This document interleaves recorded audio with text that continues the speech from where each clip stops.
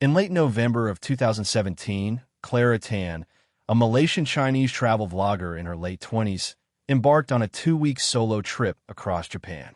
It was her dream journey: Tokyo, Kyoto, Nara, and finally a hidden gem she'd read about in a travel forum, a lesser-known Onsen town nestled in the misty folds of the Nagano Mountains.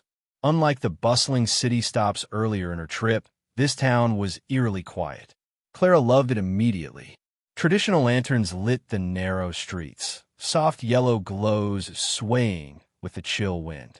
Her accommodation was a 130-year-old wooden inn, advertised as untouched by time, with tatami floors, paper doors, and a secluded outdoor bath. When she arrived, an elderly couple greeted her with gentle smiles, though their eyes seemed to hold something unsaid. The woman in particular, bowing deeply, warned Clara not to soak after midnight. Clara laughed it off, thinking it was some traditional superstition. After all, a hot bath under the stars past midnight sounded like a dream. Her first night was uneventful, calming. She filmed the inn, the forest views, even recorded a room tour for her subscribers. Everything felt serene, too serene. But on the second night, Clara stayed up editing and lost track of time. It was nearly 12:40 a.m. when she finally made her way to the outdoor onsen. The air outside was bone cold, fog curling over the stones. Steam wafted gently from the bath, inviting. She slipped in, letting the heat embrace her tired limbs. She leaned back, the stars barely visible through the mist, the faint outline of trees beyond the inn. That's when she heard a splash. She sat up. No one was around. The bath was empty except for her. Clara called out, her voice echoing softly against the wooden walls. No response. Then she noticed it. A woman, half submerged, sitting at the far end of the bath. She hadn't heard her enter. The woman had long black hair, her face turned downward, hands resting perfectly still on her knees. Clara couldn't see her face. "Some Mason," Clara began, unsure what to say. The woman didn't move. She just began humming, a soft, broken melody, slow and sad, like a lullaby dragged across shattered glass. Clara blinked. She turned her head for just a second, and the woman was gone, vanished. The water still rippling, Clara jumped out of the bath, heart racing. Her towel was still dry by the bench. No footprints, no sounds, no doors opening or closing. Just silence and rising steam. She didn't sleep that night. In the morning, she asked the innkeeper about the woman. He looked away for a long moment, then muttered something about an old incident and left without further explanation.